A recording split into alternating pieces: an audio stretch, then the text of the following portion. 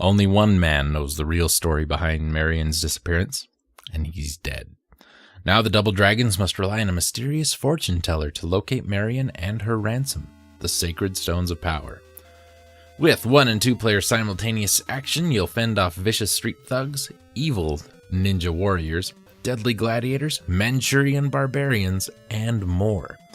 Defeat your most dreaded enemies, and out of pure respect, they'll join your side, adding their iron claws and Shanghai stars to your all-new martial arts maneuvers, like the awesome mid-air somersault.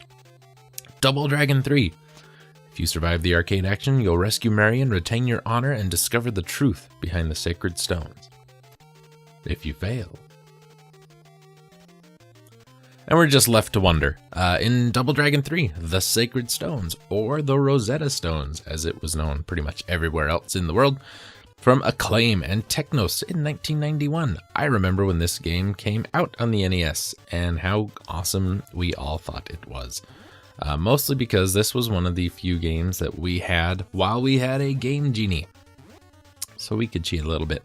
Also, the only Double Dragon game I have beat legitimately. Yeah. Side-scrolling beat-em-up, just like all the others. It was released as a coin-op arcade game in 1990 and is the second sequel to Double Dragon, following Double Dragon 2. A NES version, based loosely on the arcade version, was released along with conversions for the Mega Drive, Genesis, Game Boy, and various computer platforms. The premise of Double Dragon 3 is explained on the game's attract sequence. While returning to their home from a training trip, Billy and Jimmy, or Bimmy and Jimmy, cross paths with a fortune teller named Hiruko. Fortune teller cryptically tells brothers that they must collect 3 Rosetta Stones, scattered around the world in order to face a mysterious new adversary awaiting them in Egypt. Depending on the game's configuration, up to 2 or 3 players can play the game. This is the arcade, remember? As usual, the first 2 players take control of Billy and Jimmy in that order, while the 3rd player assumes the role of Sunny, a yellow-clad palette swap, and the most awesome of them all.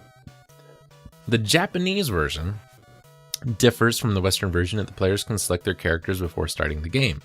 Players can choose between a Lee brother character or any of the other featured character types. Chin, Oyama, or Urkizen, I guess.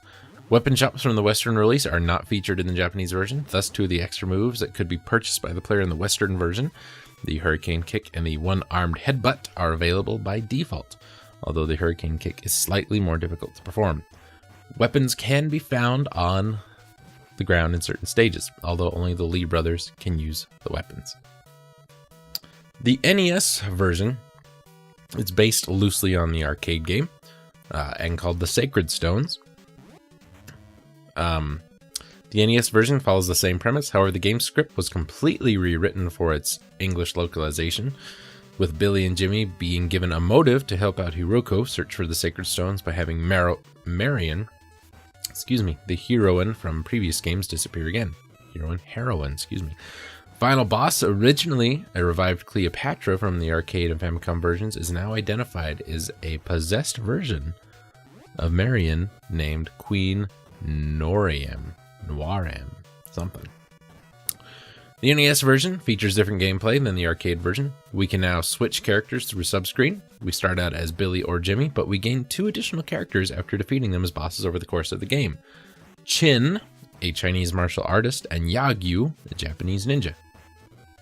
Each character has a secondary weapon that can be used for a limited time after equipping it from the submenu. In addition, player can also use weapons from enemies, just like previous games. Each character has only 1 life, though, and the game ends when all of them die. A single continue option is available for the last 2 missions only. The NES version is notable for its typo of Billy's name as Bimmy in the opening of the 2-player modes. Also, the America setting in the first mission was changed to USA. You know what? It's not great. It's not bad. It's pretty fun. I liked the addition of the extra characters. I thought that was kind of cool. And if I remember it, I was really excited about being able to play as Yagyu, the ninja, because he had a ranged attack.